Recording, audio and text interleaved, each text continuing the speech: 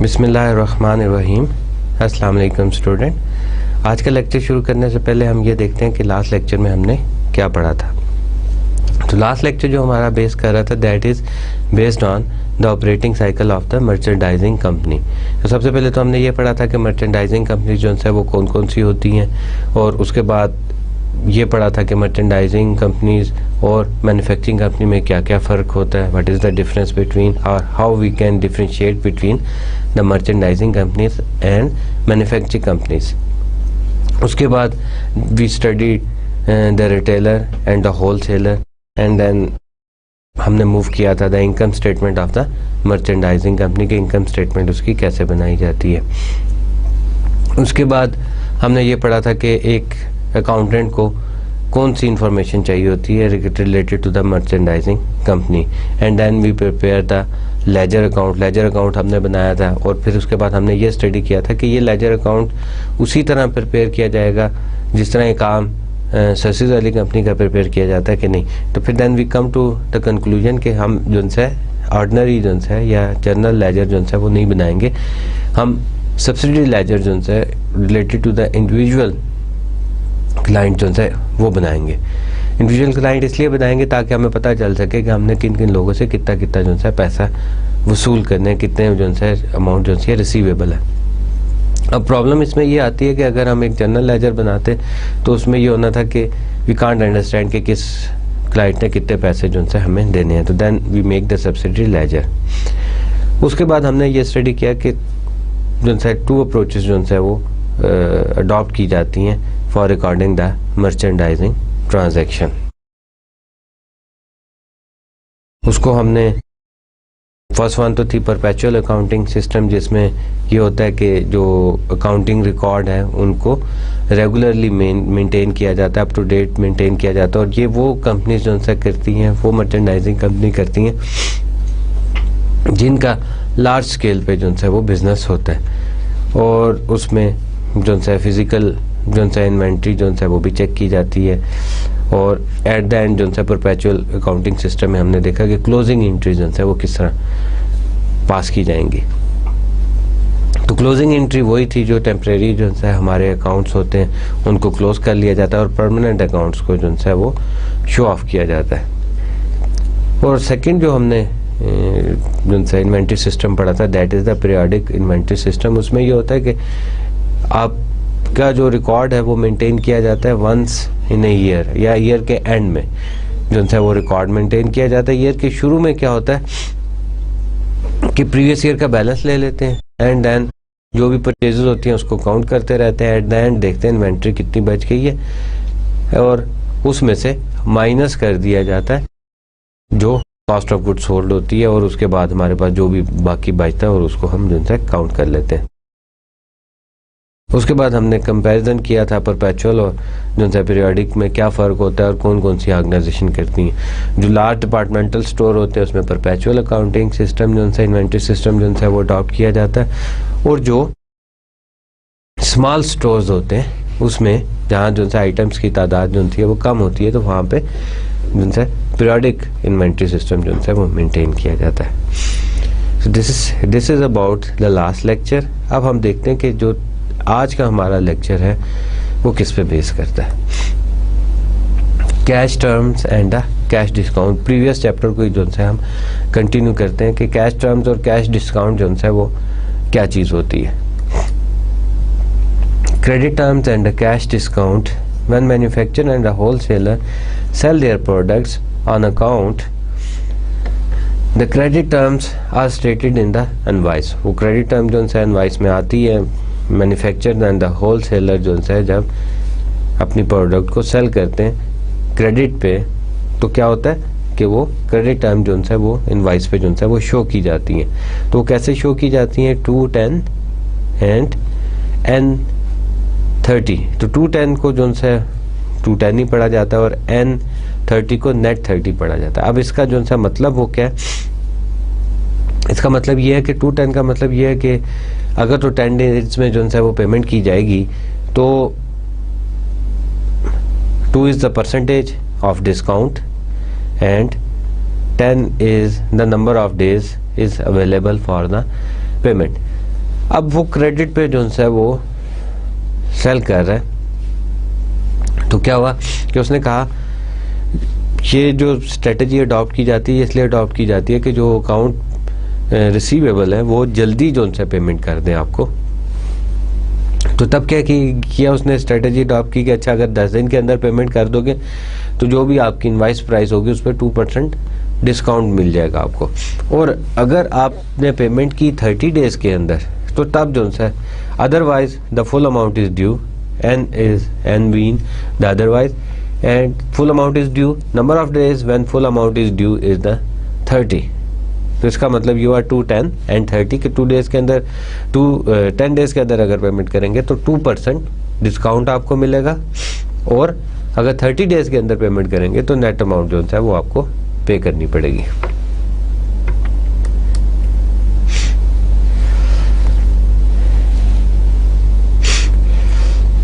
अब net method जो है वो अडॉप्ट किया जाता है। नेट मेथड क्या है कि purchases are recorded at their net amount. जो भी परचेजेस की जाती है मैन्युफैक्चरिंग कंपनी में या जो है होलसेलर में, तो वो purchases are recorded at their net amount. Purchase discount loss are recorded when payment is made outside the discount period. और जो परचेज डिस्काउंट है या लॉस्ट है उसको रिकॉर्ड किया जाता है। कब रिकॉर्ड किया जाता है? जब पीरियड जो है payment is made at the end of the period outside the discount period, जब डिस्काउंट पीरियड के बाद में पेमेंट की जाती है। आगे जाके हम थोड़ी सी इंक्रीज करेंगे तो then it will more clear. We have one example, उसको देखते हैं, क्रेडिट टर्म्स और कैश डिस्काउंट की। On 6 July Play Clothes purchased $4,000 of the merchandise on credit with term of 2, 10 and 30 from Kids Clothes.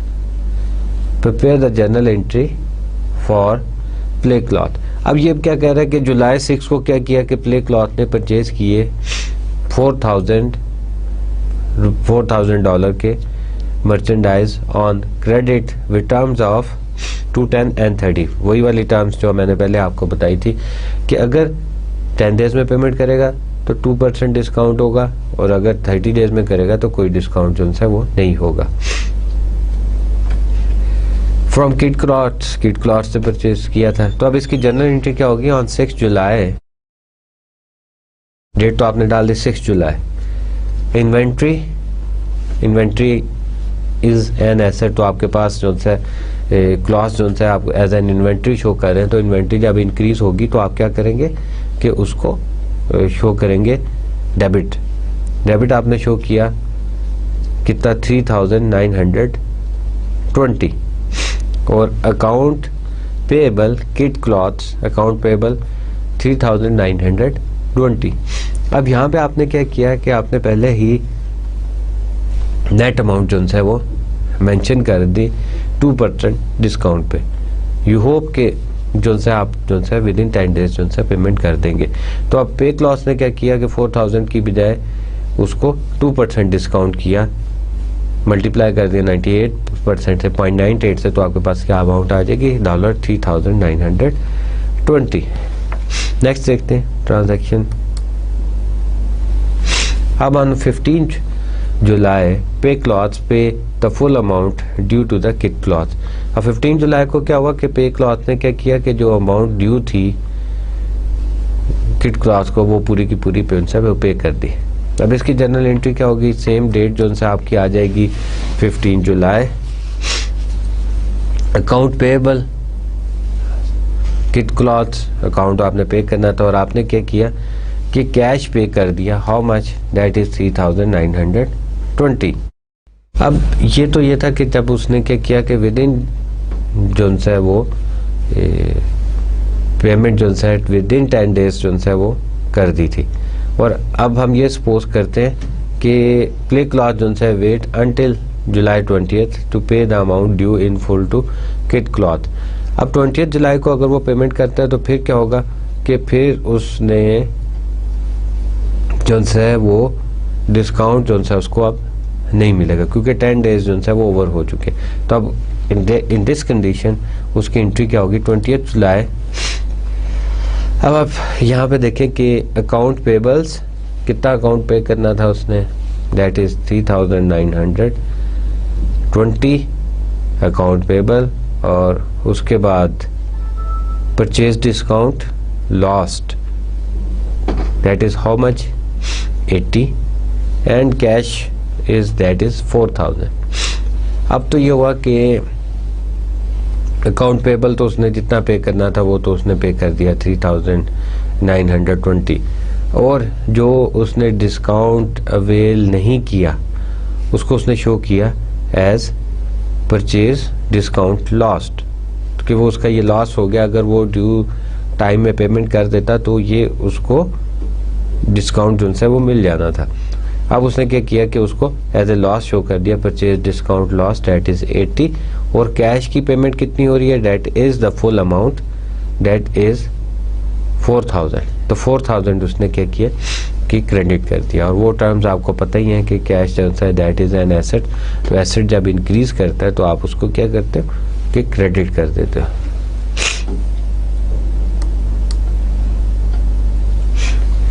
Recording purchase at the gross invoice price, तो पहले तो हमारे पास जो मेथड हमने अडॉप्ट किया था that is the net price. Net price में हमने क्या किया था कि फर्स्ट जो एंट्री की थी जब हमने इन्वेंट्री परचेज की थी तो हमने इन्वेंट्री टू अकाउंट पेबल कर दिया, that is the net amount, minus कर दिया कितना 2% डिस्काउंट। उसके बाद हमने सेकंड एंट्री जो की उसमें हमने ये देखा कि हमने ड्यू डेट जो डिस्काउंट की ड्यू डेट थी उसके अंदर हमने पेमेंट की, तो हमने क्या किया कि अकाउंट पेबल टू कैश कर दिया, सिंपल जो से अकाउंट पेबल्स को जो से हमने पे कर दिया। एंड देन थर्ड हमने ये देखा था कि अगर जो है वो ड्यू डेट के अंदर पेमेंट जो है वो नहीं की, 30 डेज तक टाइम ले गया, तो इसका मतलब ये हुआ कि उसने जो 2% डिस्काउंट था वो लॉस कर दिया। एंट्री तो उसने नेट अमाउंट की थी, तो उसने क्या किया था कि account payable purchase discount lost to cash, तो वो जो $80 था वो लॉस में उसने शो कर दिया कि ये मेरा लॉस्ट हो गया, मैंने टाइम पे पेमेंट नहीं की। अब सेकंड जो हमारे पास रिकॉर्डिंग सिस्टम जो सा आता है इनवाइस में, तो that is the gross method. तो ग्रॉस मेथड क्या होता है, purchases are recorded at their gross amount, gross amount पे परचेजेज रिकॉर्ड की जाती है। Purchase discount taken are recorded when payment is made inside the discount period.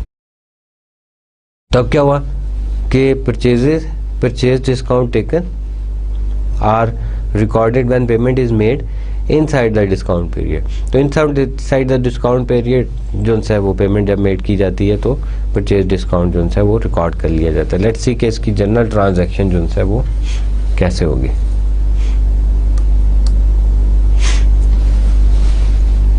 On 6 July, Play Cloth purchased $4,000 of the merchandising on credit terms of 210 and net 30 from Kid Cloth. Prepare the journal entry. अब इसकी journal entry जो है वो किस तरह की जाएंगी, that is the gross method. Inventory to count payable on 6 July. तो अब जो this ओनली वन डिफरेंस जो यहाँ पे आया है दैट इज़ द अमाउंट। तो अमाउंट कितनी है, दैट इज़ $4,000। तो $4,000 जो है वो अमाउंट यहाँ पे आ गई। पहले हमने जो किया था नेट मेथड पे उसमें हमने डिस्काउंट करके जो है वो अमाउंट मेंशन कर दी। तो यहाँ पे हमने डिस्काउंट नहीं किया, यहाँ पे हमने नेट अमाउंट मेंशन नहीं की, यहाँ पे हमने ग्रॉस अमाउंट मेंशन किया that is 4,000। Amount 15 Play Cloths pay the full amount due to the Kid Cloth। अब 15 को क्या हुआ कि उसने पे कर दी। लेट्स सी कि अब क्या होगा।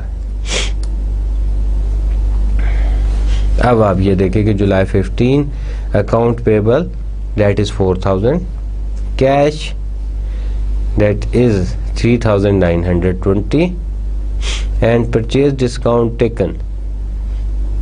अब this is the purchase discount जो उसने रिसीव किया that is 80। Purchase discount reduce the cost of good sold, और जो आपने कैश पे किया that is the net amount 3,920। तो अब यहाँ पे थोड़ा सा जो सी है वो एंट्री हमारी जो सी है वो चेंज है जी। अकाउंट पेबल तो एज इट इज़ 4000 आ जाएंगे, कैश जो आप पे कर रहे हैं दैट इज़ 3920 और परचेज डिस्काउंट आपके पास आ गया 80। Now assume that the party cloth wait until July 20th to pay the full amount due to the kid cloths। अब उसने क्या किया कि वो वेट कर रहा है कब तक का, कि जुलाई 20th का, कि उसके बाद देखते हैं कि अब क्या जो है वो एंट्री होती है। That is the simple entry, account payable to cash, account payable to cash 4000 and 4000। I hope कि आपको अब क्लियर हो गया होगा कि नेट अमाउंट, नेट मेथड्स और ग्रॉस मेथड्स में जो है वो क्या फ़र्क होता है, कि ग्रॉस मेथड में हम किस तरह पेमेंट करते हैं और नेट मेथड में किस तरह पेमेंट जो है वो की जाती है। अब तो बात ये हुई कि चले ठीक है, जहाँ तक जो है वो इन्वेंट्री रिसीव की तो वो हमने नेट मेथड में भी लिख ली, एंड देन फिर हमने ये लर्न किया कि उसको ग्रॉस मेथड में किस तरह लिखा जाएगा। अब क्वेश्चन ये आता है कि जो भी इन्वेंट्री आपके पास आ जाती है, सपोज वो जो कपड़े आए उसमें से कुछ जो है वो अनसेटिस्फैक्ट्री थे, तो ये कोई चीज़ें जो सी अनसेटिस्फैक्ट्री या डिस्ट्रॉय हो जाती हैं, टूट जाती हैं, तो वो कंपनी को वापस कर दी जाती। तो अब वो वापस की हैं कर दें, या कोई आ जाए अनसेटिस्फैक्ट्री जो है, कोई कपड़े ऐसे आ जाते हैं जिसमें धागा निकला होता है या उसमें डैमेज हुए होते हैं, तो वो वापस कर देते हैं फैक्ट्री को। तो अब देखते हैं कि अगर वो हो तो then what's happen. On August 15 Play Clothes returns $500 of unsatisfactory merchandise purchased from the kids clothes on credit terms of 2, 10 and 30. The purchases was originally recorded at the net cost। अब जो परचेजेस थी वो net cost पे जो है वो record की गई थी, प्रिपेयर द जर्नल एंट्री। अब तो ये एक तो आपको ये नज़र आ रहा होगा कि जी 500 के जो अनसेटिस्फैक्ट्री क्लॉथ्स हैं वो तो वापस जा रहे हैं। अब तो सिंपल आपने जो इन्वेंट्री डेबिट की थी तो वो इन्वेंट्री आपने क्रेडिट कर देनी है, राइट। और उसके बाद आपने क्रेडिट उस टाइम क्या किया था, डेट इज अकाउंट पेबल।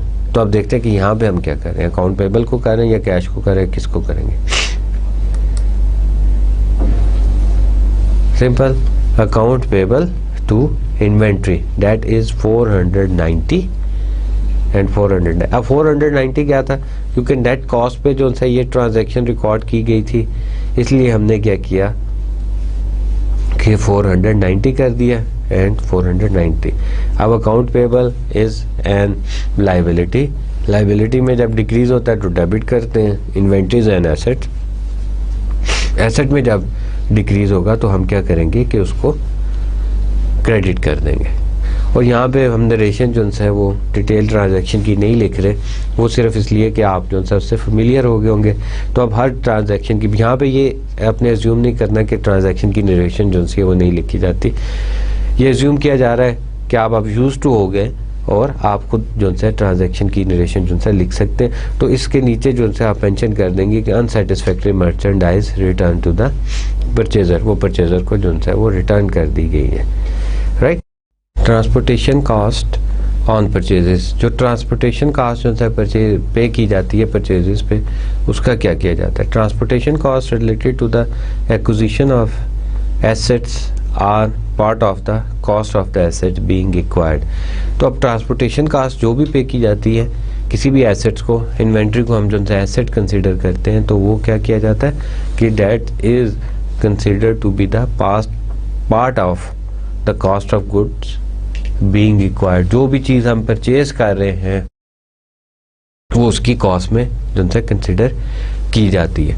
अब होता ही है कि सपोज आपने क्या किया कि जो है एक आपकी कंपनी ने एक ट्रक का जो है वो ऑर्डर जो है वो किया, या एक गाड़ी का ऑर्डर किया है, एक कार का ऑर्डर किया है। तो अब कार जो है वो मैन्युफैक्चर हो रही है सपोज कराची में। अब कराची से जो गाड़ी तैयार होती है फैक्ट्री से निकलती है और उसकी ट्रांसपोर्टेशन जो है वो भी यूज़ होती है। वो जो है एक ट्रॉले पे जो है उसको पुट किया जाता है, उसके बाद वो बाय रोड या बाय शिप तो नहीं आ सकती, बाय रोड ही आती है। तो बाय रोड जो है वो वहाँ से इस्लामाबाद में आ गई। अब इस्लामाबाद में आई तो उसके कॉस्ट जो सी है वो 25,000 रुपीज़ उसकी कैरेज कॉस्ट जो है वो सपोज पड़ी है। तो अब कॉस्ट की जो फैक्ट्री प्राइस थी गाड़ी की, तो वो क्या थी, फैक्ट्री प्राइस जो है दैट इज सपोज 15 लाख रुपए थी, और 50,000 उन्होंने कैरेज जो है वो डाल लिया। तो अब आप उस एसेट्स को जो है वो किस तरह शो करेंगे, दैट इज 15,50,000 रुपये जो है वो शो करेंगे। इसी तरह सपोज ये करते हैं कि जिस तरह पाकिस्तान में आजकल क्या हो रहा है कि जो है इम्पोर्टेड गाड़ियाँ जो सी हैं वो मंगवाई जाती हैं बाहर से, यूज्ड गाड़ियाँ जो सी हैं उनको पाकिस्तान में इंपोर्ट कर लिया जाता है, इंपोर्ट्स किया जाता है उन गाड़ियों को। आपने इंपोर्टेड गाड़ियाँ काफ़ी देखी होंगी पाकिस्तान में। तो अब क्या हुआ कि जो है वहाँ से गाड़ी जो है वो शिप में चली, और शिप में जो है उन्होंने भेज दी, स्टेक 15 डेज कराची है, कराची से जो है वो पिंडी है। तो अब वो जो शिपिंग कॉस्ट थी, जो शिप पे जो है कॉस्ट बियर की थी, तो वो भी जो है उसकी कॉस्ट में ही, एसेट की कॉस्ट में ही जो है वो ऐड की जाएगी। तो इसका मतलब ये हुआ जितनी भी ट्रांसपोर्टेशन कॉस्ट थी, सपोज आपने क्लॉथ्स जो है मंगवाए अपनी कंपनी के लिए, तो उसमें भी क्या होगा कि वो कॉस्ट जो है वो कंपनी को बियर करनी पड़ेगी, और वो कॉस्ट जो है कॉस्ट ऑफ गुड्स सोल्ड में जो है वो काउंट की जाएगी। Cost of goods, cost of the assets में, not cost of goods sold में, कॉस्ट ऑफ द एसेट्स में जो है वो काउंट की जाएगी। अब उसके बाद now talk about the sale. पहले तो हमने परचेज के बारे में बात कर ली। Transaction related to sale, this is one company partial income statement for the year ended 31st December 2002. Revenue is $912,000 and the sale less sales return, that sales returns sales and less sales return and the allowances, जो sales जो सी है वो वापस आई आपकी, like जैसे आपने purchase किया था तो क्या हुआ था कि आपने वो प्रोडक्ट जो है वो वापस कर दी, और इसी तरह आपने कोई प्रोडक्ट जो है वो सेल की, कंप्यूटर सेल किए, तो उसके बाद वो कंप्यूटर जो है वो वापस आ गए, कुछ उसमें से डैमेज थे, या अलाउंसेस जो है वो आपने जो है वो कुछ कस्टमर्स को जीत दिए, तो डैट इज़ कॉस्ट 8,000। तो उसके बाद सेल डिस्काउंट जो आपने दिया कस्टमर्स को, डैट इज़ 4,000। तो टोटल क्या हुआ कि डैट इज़ 12,000 की जो अमाउंट थी, डैट इज़ रिटर्न, या जो आपका रिटर्न हुआ अलाउंसेस में गए या डिस्काउंट चले गए। तो नेट सेल आपके पास कितनी आ गई, 912,000 माइनस 12,000, तो आपके पास नेट सेल जो आई that is 900,000। Credit term and merchandise return affects the amount of the revenue earn by the seller. अब वो क्या कह रहा है कि जो क्रेडिट टर्म्स हैं और जो रिटर्न आता है, वापस जो चीज़ें आ जाती हैं, वो अफेक्ट करती हैं overall earning of the company, overall company की जो अर्निंग है उसको अफेक्ट की जाती है। अब आप जब यहाँ पे जो है इनकम स्टेटमेंट को चेक करते हैं तो उसमें से क्या किया कि रेवेन्यू में से, सेल्स में से माइनस कर दी वो सारी चीज़ें जो आपने डिस्काउंट दिया था, और उसके अलावा जो चीज़ें रिटर्न हो गई या जो अलाउंसेस थे, उसके बाद हमारे पास नेट सेल जो था दैट वो आ गई 900,000 की। And then sales return and the allowances, अब उसको कैसे रिकॉर्ड किया जाता है। On August 2 Kit Cloth sold. अब जो से पहले तो किट क्लॉथ ने क्या किया था कि बाय किया था, अब this is related with the sales, तो अब सेल्स से रिलेटेड आ रहा है, पहले परचेजेस से रिलेटेड था, अब जो है वो सेल्स से रिलेटेड जो है ये आ रहा है। अब क्या हुआ कि on August 2 Kit Cloth sold $2,000 of the merchandise to Play Cloth on credit terms and 210 and 30 Kit Cloth originally paid $1,000 for the merchandise. Because the Kit Cloth uses a perpetual inventory system, they must make 2 entry.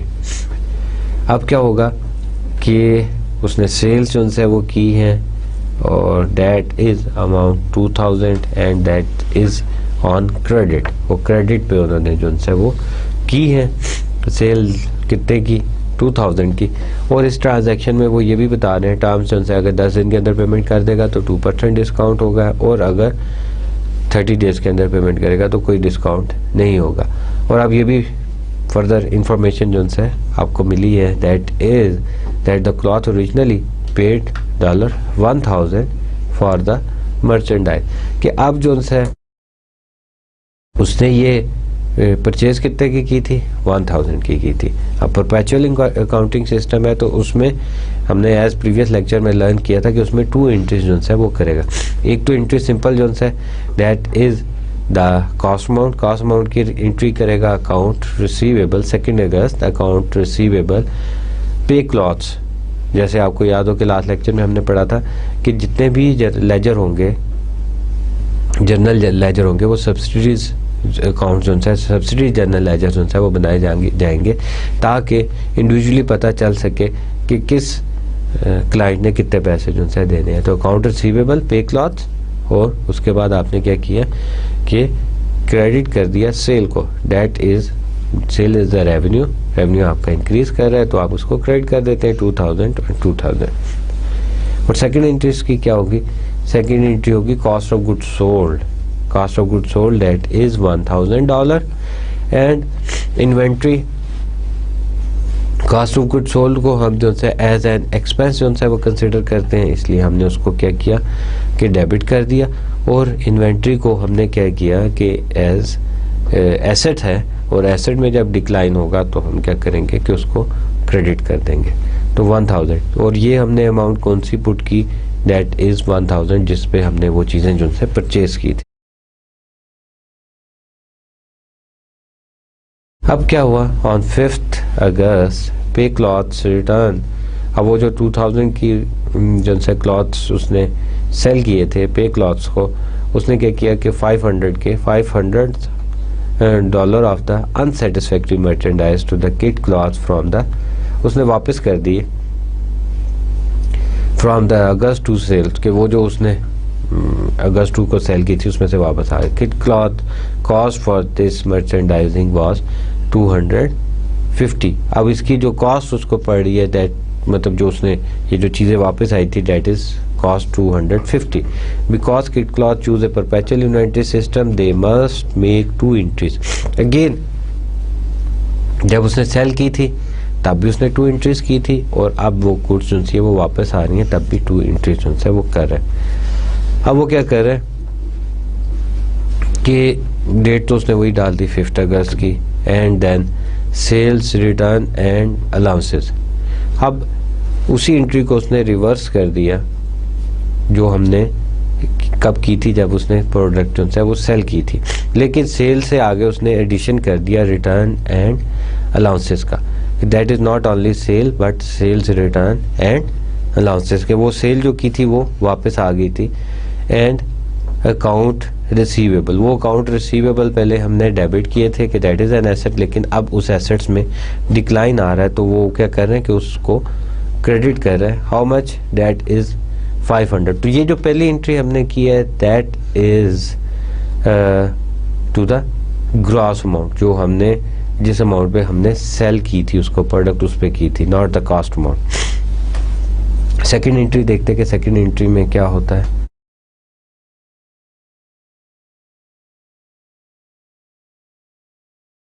अब second entry simple उसने क्या किया कि वो जो हमने entry की थी cost of goods sold to inventory, उसको उसने रिवर्स कर दिया कि वो चीज़ें जो सी हमारे पास वापस आ गई।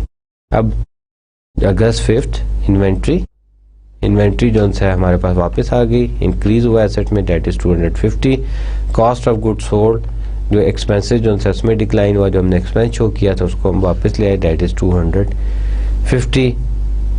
और इसकी नरेशन जो है आप मेंशन कर देंगे अनसेटिस्फाइड मर्चेंडाइजिंग रिटर्न फ्रॉम पे क्लॉथ जो है उसने जो है वो वापस कर दी अनसेटिस्फैक्ट्री मर्चेंडाइजिंग, राइट। अब हम बात करते हैं सेल डिस्काउंट की, कि सेल डिस्काउंट जो है वो क्या है। तो पहले तो ये था कि अभी हमने एंट्री की थी कि उसने प्रोडक्ट जो है वो सेल की, तो उसने जो है वो कौन सी एंट्री जो है वो रिकॉर्ड करेगा। तो पेमेंट अभी तक उसने रिसीव नहीं की थी, तो अब सेल डिस्काउंट जो है इट्स मीन कि उसने पेमेंट जो है वो रिसीव कर लेगा जो उसने प्रोडक्ट जो है वो सेल किए। तो लेट्स सी कि इसका क्या इफेक्ट होता है। On July 6 kid cloth sold $4,000 of merchandise to Play Clothes on credit with the terms to 10 and end 30.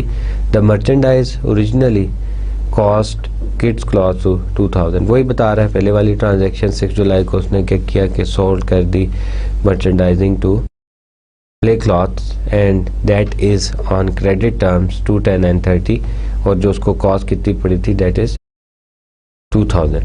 तो उसके बाद because the Kid clothes use A perpetual inventory system they must make 2 entries. अब उसने 2 entries जो है वो लाजमी करनी है।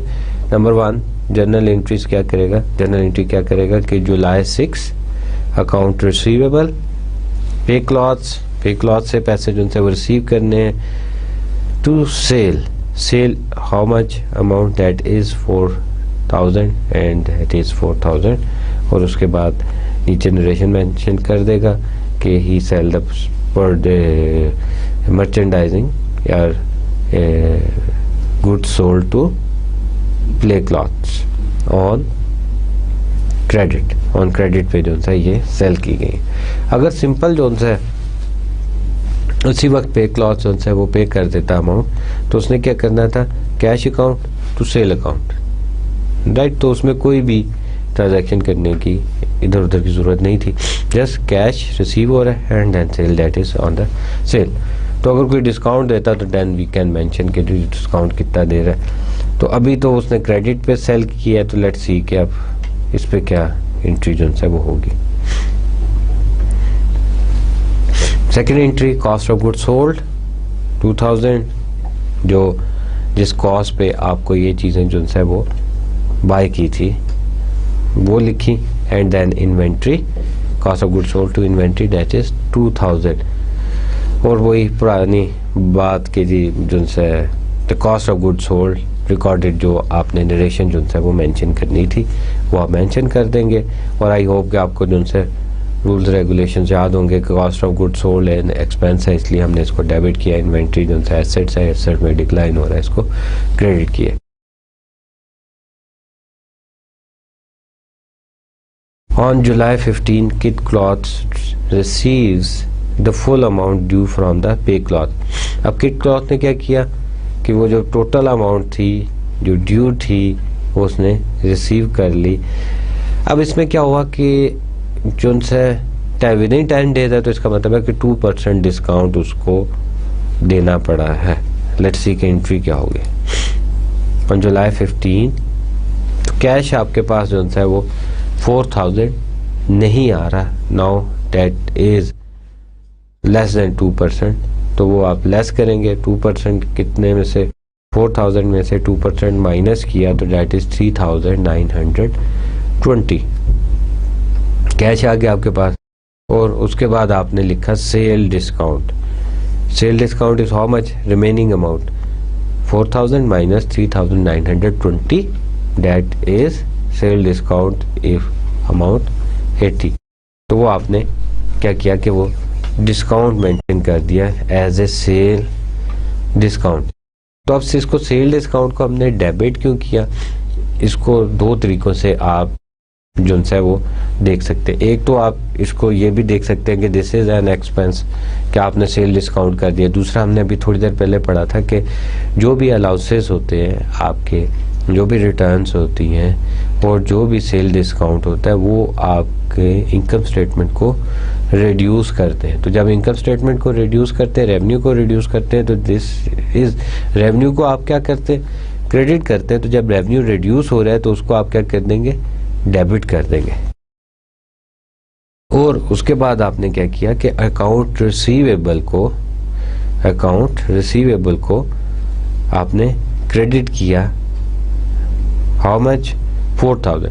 अब आपने क्या किया कि जो अकाउंट रिसीवेबल है उसको 4000 से क्रेडिट किया। तो पिछली ट्रांजैक्शन में जाएं अगर हम, तो हमने क्या किया था कि फर्स्ट ट्रांजैक्शन में अकाउंट रिसीवेबल यहाँ पे हमने 4000 से डेबिट किया था, तो जब उसने पेमेंट की तो अकाउंट रिसीवेबल ही हमने क्या करना है कि इसको ज़ीरो तो करना है हमने।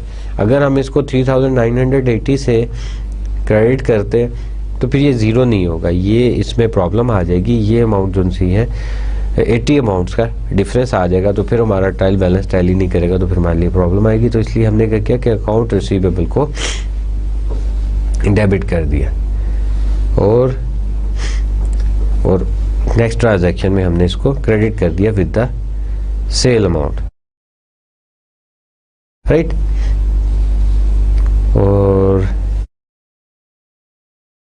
इसके बाद आप क्या करेंगे कि उसकी नरेशन दे देंगे कि receive full payment due from the Play Clothes or cash receive on discount, या जो कैश आपने रिसीव किया that you received on discount. No assume that it wasn't until July 20 that the kit cloth received the full amount due from the pay cloth, prepare the journal entry। अब क्या हुआ कि जी 20th तक जो है वो full amount जो है वो पर पे नहीं हुई थी, तो उसके बाद जो है वो जर्नल एंट्री आपने करनी है कि क्या होगा। 20 जुलाई को जो है वो kit cloth receive the full amount due from the पे क्लॉथ। अब 20 जुलाई को जो है उसने फुल अमाउंट जो है वो पे की है, तो अब वो टाइम पीरियड जो है 10 डेज का वो पोस्टपोन्ड हो चुका है, गुजर चुका है, तो अब उसको वो जो है 2% डिस्काउंट नहीं मिलेगा, अब जो है फुल अमाउंट जो है वो रिसीव होगी। तो जैसा पहले बताया था कैश आपके पास आ रहा है, एसेट्स का इंक्रीज हुआ 4000, फुल अमाउंट जो है आपने मेंशन कर दी। उसके बाद अकाउंट रिसीवेबल पिछली एंट्री में भी हमने उसको क्रेडिट किया था, हाउ मच 4000। अब सिंपल सी बात है कि अकाउंट रिसीवेबल तो आप 4000 क्रेडिट कर देंगे, कैश जितना भी आपके पास आया, कैश आपके पास आया था प्रीवियस एंट्री में 3920, उसके बाद रिमेनिंग अमाउंट जो भी बच गई आपने उसको सेल डिस्काउंट में जो है वो शो कर दिया। तो यहाँ पे आपने क्या किया कि cash account 4000 to account receivable 4000, और उसके बाद आपने लिख दिया cash receives from Kit Cloth से जो है आपने कैश रिसीव कर दी किया। अब डिलीवरी कॉस्ट, पहले हमने जो है ट्रांसपोर्टेशन कॉस्ट के बारे में पढ़ा था कि ट्रांसपोर्टेशन कॉस्ट जो है आप जब भी एसेट्स को बाय करते हैं तो उसमें पुट करते हैं, और अब बात आ रही है डिलीवरी एक्सपेंसेस की। So delivery cost incurred by the sellers are debit to the delivery expense and operating expense. अब क्या हुआ कि जो भी प्रोडक्ट जो है आप सेल आउट कर रहे हैं तो उसको अगर आप सर्विसेज प्रोवाइड करते हैं कि we will sell the product up to the door of the client, तो आप उसको एज एन एक्सपेंस शो करेंगे, और वो एक्सपेंस जो है वो किस हेड में जाएगा, डिलीवरी एक्सपेंसेस के हेड में जाएगा, और that is an operating expenses. Operating expenses कौन से होते हैं कि day to day expenses of the business, वो जो प्रोडक्ट को सेल करने में हेल्पफुल या यूज़फुल जो है वो साबित होते हैं, उसको हम क्या कहते हैं, that is the operating expenses. तो अब डिलीवरी कॉस्ट जो सी आपकी डिलीवरी एक्सपेंसेस जो से by the seller that is debit to the, हाँ अगर जो है वो परचेजर आपके पास खुद आके वो प्रोडक्ट ले जाता है, जिस तरह सपोज किया जाता है कि एक कंपनी है फ्रेंड्स कॉरपोरेशन है, अब फ्रेंड कॉरपोरेशन के पास आप जाते हैं, आपने रेफ्रिजरेटर बाय किया, एक बड़ा सा फ्रिज था वो बाय किया, अब वो आपने बाय कर लिया, तो अगर तो वो कहते हैं कि जी हम जो है होम डिलीवरी देंगे, राइट, तो उस जितनी भी वो प्रोडक्ट पर डे जो है वो सेल करते हैं, तो उसकी जितनी भी डिलीवरी कॉस्ट आ रही है तो वो तो एज एन डिलीवरी एक्सपेंस जो है शो करेंगे। तो अगर वो डिलीवरी की सर्विसेज जो है वो प्रोवाइड नहीं करते तो फिर क्या होगा कि फिर वो जो है एक्सपेंस जो है वो उनके खाते में तो नहीं आएगा, आपको वो कहेंगे कि जी राइट दिस रेफ्रिजरेटर कॉस्ट 35,000, तो वो 35,000 को आपको दे देंगे। अब आपकी जिम्मेदारी है वो आप सुजुकी में रखें, टैक्सी की छत पे रखें, या कोई और जो है मीन्स ऑफ सोर्स ले और उसको घर तक लेके आए। तो इसका मतलब ये हुआ कि अगर कोई ऑर्गेनाइजेशन जो सी है वो डिलीवरी, कोई कंपनी जो है वो डिलीवरी प्रोवाइड करती है, डिलीवरी की सर्विस, तो वो उसको डिलीवरी एक्सपेंस में जो है वो शो करती है। और एट द एंड क्या होता है कि वो कॉस्ट ऑफ गुड सोल्ड में से एज एन जो आपका ग्रॉस प्रॉफिट आता है उसमें से एज एन ऑपरेटिंग और एडमिनिस्ट्रेटिव ऑपरेटिंग एक्सपेंसेस में आके उसको माइनस कर दिया जाता है, और वो आपके इनकम को या जो रेवेन्यू को है उसको रिड्यूस करने में रिड्यूस करती है। उससे आपका रेवेन्यू जो है वो रिड्यूस होता है। लेकिन जिस तरह आप उसकी एग्जांपल ले लें, पिज़्ज़ा हट की एग्जांपल ले लें, मैकडोनल्ड की एग्जांपल ले लें, या और बहुत सारे जो है वो फास्ट फूड है, वो क्या करते हैं कि आपको होम सर्विसेज जो है डिलीवरी जो है वो प्रोवाइड करते हैं। लेकिन आपने एक और बात नोट की होगी कि वो जो सर्विसेज प्रोवाइड करते हैं that is up to certain amount. अब आप उन्हें ये कहें कि जी हमें 100 रुपीज़ का बर्गर चाहिए और जो है मैकडोनल्ड वालों को या KFC वालों को कि जी हमारे घर में डिलीवर कर दे, तो वो कभी भी नहीं करेंगे। सर्टन ट्रांजैक्शन की अमाउंट जो है उन्होंने मेंशन की हुई है कि जी 1000 तक ऑर्डर होगा तो ठीक है, हम जो है आपके होम पे सपोज 1000 का होगा। तो इसी तरह जो डिपार्टमेंटल स्टोर्स होते हैं, मेट्रो की एग्जांपल भी ले लें, तो मेट्रो वाले क्या करते हैं कि मेट्रो वाले भी आपको होम सर्विसेज जो है वो प्रोवाइड करते हैं, लेकिन वो कॉस्ट चार्ज करते हैं कि ओके 10 किलोमीटर 500, 20 किलोमीटर 1000 एंड, लेकिन वो क्लाइंट के खाते में जो है वो जाती है, क्लाइंट के हेड में जाती है, वो खुद बियर नहीं करते उसको। तो इसी तरह बहुत सारी जो है वो मल्टीनेशनल कंपनी हैं बाहर के मुल्क में जो क्या करती हैं, लाइक वॉलमार्ट है। वॉलमार्ट क्या करता है कि आप इस तरह की अगर कोई बड़ी आइटम लेते हैं, आप उनको अपना एड्रेस बता दें, वो आपके एड्रेस पे जो है वो प्रोडक्ट आके आपको डिलीवर करके चले जाएंगे। तो वो क्या करेंगे, वो उसको एज एन ऑपरेटिंग एक्सपेंस जो है उसको पुट कर देंगे। और पाकिस्तान में अगर आप मेट्रो की एग्जांपल लेते हैं तो मेट्रो जो है वो क्लाइंट को चार्ज करता है, तो इसलिए वो उसमें डिलीवरी एक्सपेंस में नहीं चार्ज करेंगे। तो आई होप कि अब आपको ये जो डिलीवरी एक्सपेंस वाला हेड है it is more clear. Accounting for sale taxes. Businesses collect sale tax at the point of sale. Then they remit the tax to the appropriate government agencies at time specified by law. अब जिस तरह होता क्या है कि जितनी भी activities की जाती हैं, सर्विसेज प्रोवाइड की जाती हैं या प्रोडक्ट को सेल किया जाता है, तो गवर्नमेंट क्या करती है कि गवर्नमेंट उस पर टैक्स जो है वो चार्ज करती है। Because tax is the source of income for the government. Government की सोर्स ऑफ इनकम, कभी आपने सोचा हो कि गवर्नमेंट के पास पैसे कहाँ से आते हैं? गवर्नमेंट जो है टैक्स इम्पोज करती है on different product and services, जिससे वो रेवेन्यू जो है वो जनरेट करती है। उसके बाद गवर्नमेंट क्या करती है कि वो उस बजट जो है एक बनाती है और वो एलोकेट करती है उस रेवेन्यू को मुख्तलिफ चीज़ों पे। तो जो भी प्रोडक्ट आप सेल होती है, आपने देखो आप टूथपेस्ट लेने के लिए जाते हैं, टूथब्रश ले लें, कोई भी चीज़ लेने के लिए जाएं मार्केट में, तो उसके ऊपर लिखा होता है सेल टैक्स। तो डैट कोई भी प्रोडक्ट सेल की जाती है तो उस पर टैक्स पे किया जाता है। सर्विसेज रेंडेड की जाती हैं, उस पर सर्विसेज टैक्स जो है वो चार्ज किया जाता है। तो जब एक कंपनी वो टैक्स के जो है डिडक्ट कर लेती है, डिडक्ट करने के बाद उसने पार्टिकुलर टैक्स जो है नेशनल बैंक में जाके, पाकिस्तान में क्या होता है कि वो नेशनल बैंक में जाके आपने विद इन 30 डेज और 15 डेज जो है वो जमा करवाना होता है। जिस तरह सैलरी पे टैक्स जो है डिडक्ट होता है वो भी आपने जमा कराना है। सेल टैक्स जो है वो भी क्या होता है कि जो आपकी मर्चेंडाइजिंग कंपनी होती है, जो मैन्युफैक्चरिंग कंपनीज होती हैं, वो सेल टैक्स डिडक्ट कर लेती हैं और eight the end of period जाके वो नेशनल बैंक में जमा करवा देती है। और फिर जो क्लाइंट जो बाय कर रहा होता है उसकी डिमांड पे वो उनको रिसीप्ट्स जो है वो शो कर देती हैं या उनको सर्टिफिकेट दे देती हैं कि यस ड्यूरिंग दिस ईयर 2002 क्या हुआ कि हमसे जो है इसने इतनी प्रोडक्ट जो है वो बाय की थी और हमने इतना टैक्स जो है इसका डिडक्ट किया था एंड वी हैव डिपॉजिटेड। तो वो जब वो परचेज़र अपनी रिटर्न जो है सबमिट करवाता है, जो कंपनी की रिटर्न होती है, तो उसमें वो मेंशन करता है कि मैंने इतना टैक्स जो है वो पे किया है। और जब कंपनी रिटर्न जमा करवाती है तो वो बताती है कि हाँ मैंने इतना टैक्स कलेक्ट किया था and I have submitted this tax. तब उसकी एंट्री क्या होगी कि कैश जो था दैट इज 1070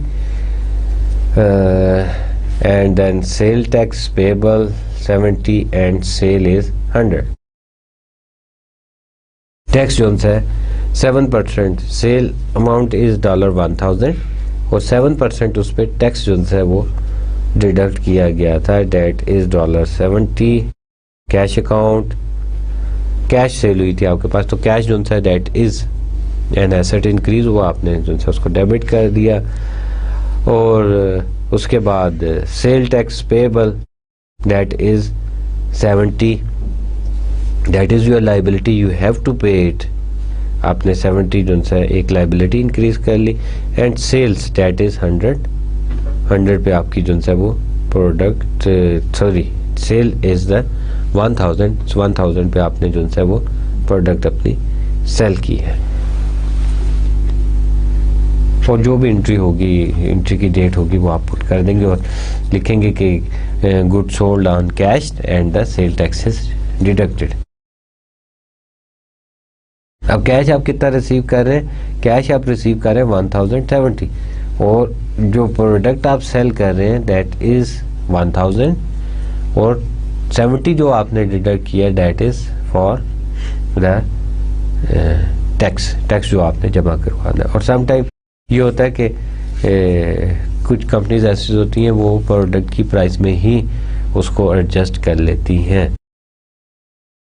सपोज अगर यहाँ पे हम एज्यूम करते हैं कि प्रोडक्ट की प्राइस जो है वो 930 है तो 70 जो है वो टैक्स है, तो फिर आप क्या करते हैं कैश 1000, सेल टैक्स 70 और सेल्स जो है आपकी कितनी दैट इज 930। आई होप कि टैक्स वाला आपको जो है वो समझ आ गया, इसकी थोड़ी सी प्रैक्टिस करेंगे then it will more clear. Now talk about the evaluating the performance of the merchandising company, कि उसकी परफॉर्मेंस, मर्चेंडाइजिंग कंपनी की परफॉर्मेंस को किस तरह एवेल्युएट किया जा सकता है। तो नंबर 1 जो 2 चीज़ें जिससे हम एवेल्युएट कर सकते हैं मर्चेंडाइजिंग कंपनी की परफॉर्मेंस को, number 1 is the net sale. Net sales में हम क्या देखते हैं, trend over the time, comparable store sales, sales per square foot of selling space, उसको चेक किया जाता है। And then the second is the gross profit margin, की ग्रॉस प्रॉफिट मार्जिन को देखा जाता है। And what is the gross profit margin, overall gross profit margin को देखा जाता है, gross profit margin by the department and the product. तो let's start with net sale. Net sale trends over the time. Net sale होती क्या है कि जो भी आपने टोटल प्रोडक्ट जो है वो सेल की आपने ड्यूरिंग 1 पीरियड और उसमें से माइनस कर दिए सेल्स रिटर्न, जो डिफेक्टिव चीज़ें थी वो आपकी वापस आ गई, and then you minus the allowances and then you minus the sales discount. तो ये सब कुछ माइनस कर दिया सेल्स में से, तो आपके पास नेट सेल्स आ जाएंगी। Trend over the time, most investors and the business managers consider the trend in net sales to be a key indicator of both past performance and the future prospects. अब वो जो trend था cell का, बहुत सारे manager जो उनसे mostly they think about कि वो जो ट्रेंड है सेल्स जो है वो अप जा रही हैं या डाउन जा रही हैं, उसको देखते हुए वो कंसिडर करते हैं कि this is the most important thing कि सेल्स को जो है वो ऊपर जाना चाहिए या सेल्स नीचे आनी चाहिए एक during specific period of time. Like कि आप ये कह सकते हैं कि जैसा मैंने आपको याद होगा प्रीवियस लेक्चर में एग्जांपल दी थी किसकी, बाटा की, कि बाटा की जो कंपनी है उनकी अगर वो जो है वो चेक करें तो सेल्स जो है उनकी now days in March and April वो इंक्रीज़ कर जाती है, क्योंकि बच्चों जो है वो स्कूलों नेक्स्ट क्लास में प्रमोट हो जाते हैं and then they use to buy new bag, new shoes, new books, तो वो उनकी सेल इंक्रीज़ हो जाती है। और इसका एक और एग्जांपल भी मैंने दी थी कि आफ्टर द समर ब्रेक भी बच्चे जो है they use to buy the new shoes, तो तब भी जो है वो इंक्रीज जो है वो मेजर की जाती है। या आप ये कह सकते हैं कि जी समर में आइसक्रीम जो है वो ज़्यादा सेल होती हैं तो उसकी सेल जो है वो इंक्रीज़ होती है, ट्रेंड होती है। और अगर किसी समर में आइसक्रीम जो है वो कम सेल हो या उनका ट्रेंड जो है वो पिछले ईयर से कम हो तो इट्स मीन कि दे हैव टू वरी। और सेकंड जो है comparable store sale indicates whether customer demand is rising और falling at the establish location. अब एक तो ये हुआ कि ओवरऑल ट्रेंड जो है वो चेक कर लिया सेल का कि ओवरऑल जो है कंपनी का ट्रेंड क्या है। फिर उसके बाद मुख्तलिफ स्टोर्स जो से हैं लाइक KNN जो है उसकी मुख्तलिफ स्टोर्स हैं पाकिस्तान में, तो वो चेक करते हैं कि ओके जो सेल्स पर स्टोर है पर लोकेशन जो सी है वो कितनी है। सदर में उसकी जो सी है वो क्या सेल हो रही है, दूसरी लोकेशन जो सी है तो वो उसको कंपेयर किया जाता है कि कौन सी लोकेशन जो सी है that is giving you the more sale. और उसके बाद क्या करते हैं कि प्रीवियस ईयर की भी उस स्टोर की सेल को जो है वो मेजर किया जाता है। उसके बाद हमारे पास आ जाता है सेल पर square foot of selling space, a measure of how effective the company is using its physical facility, floor space in supermarket, shelf space etc. like कि मेट्रो स्टोर है, मेट्रो स्टोर ने क्या किया हुआ, कितनी ज़्यादा जगह जो सी है वॉलमार्ट ने, मेट्रो ने, कैरेफोर ने ह्यूज स्पेस जो है ये कंज्यूम करते हैं और उसमें शेल्फ जो है पुट करते हैं मुख्तलिफ प्रोडक्ट्स के लिए। तो जब ये इनकी प्रोडक्ट जो है वो सेल होती हैं, टोटल सेल जो सेलिंग होती है फॉर 1 ईयर, उसको कंपेयर किया जाता है किससे कि उस स्पेस से पर स्क्वायर फीट स्पेस जो है वो मेजर की जाती है और देखा जाता है कि इस प्रोडक्ट को लाइक कि लिप्टन येलो लेबल जो है वो मेट्रो स्टोर में पुट की गई है ऑन 1 रैक, तो उस रैक की जो स्पेस होगी वो मेजर किया जाएगा और देखा जाएगा कि उस साल में इतनी स्पेस जो सी थी वो दी गई थी। सपोज 2 स्क्वायर फीट जो है वो स्पेस दी गई थी येलो लेबल को, तो उस साल में मेजर किया। नेक्स्ट ईयर में देखा कि अगर हम इसको 2 से 5 कर देते हैं तो सेल इंक्रीज की है कि नहीं की।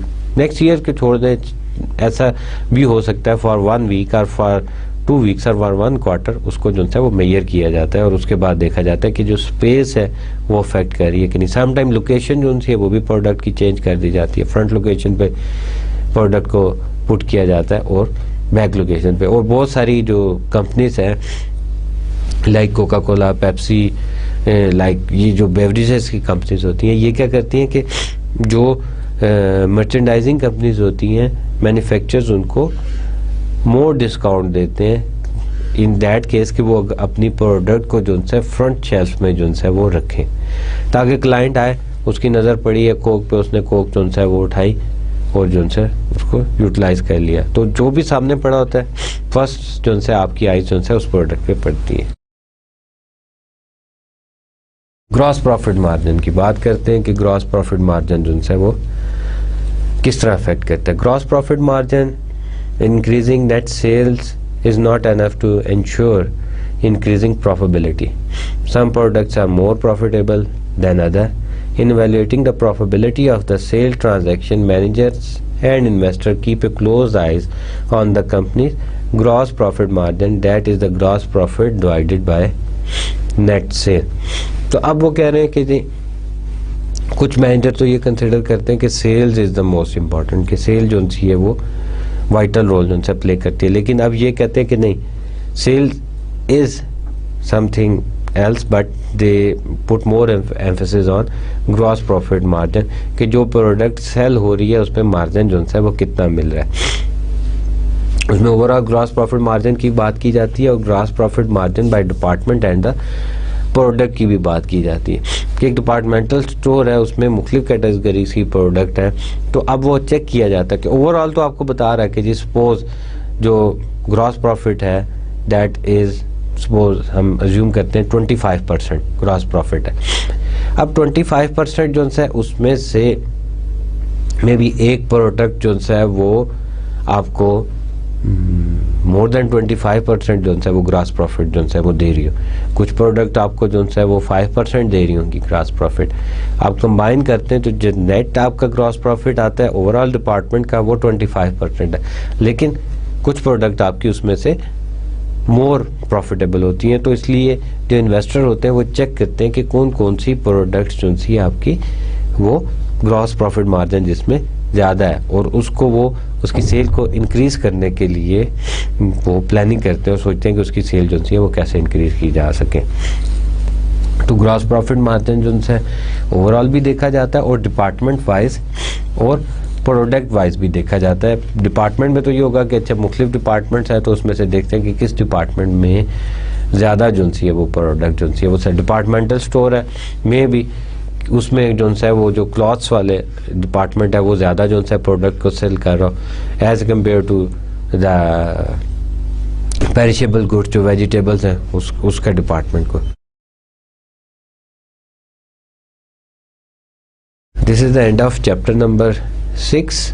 तो आज हमने क्या पढ़ा? आज हमने देखा था कि जो सा परचेजेस पे जो सा डिस्काउंट टर्म्स जो हैं उसके बारे में हमने स्टडी किया था कि परचेजेस में डिस्काउंट टर्म्स को कैसे मेजर किया जाता है और सेल्स में डिस्काउंट टर्म्स को कैसे मेजर किया जाता है। उसके बाद जो सा ट्रांसपोर्टेशन कॉस्ट और डिलीवरी कॉस्ट के बारे में, और and then at the end के how we evaluate the performance of merchandising company.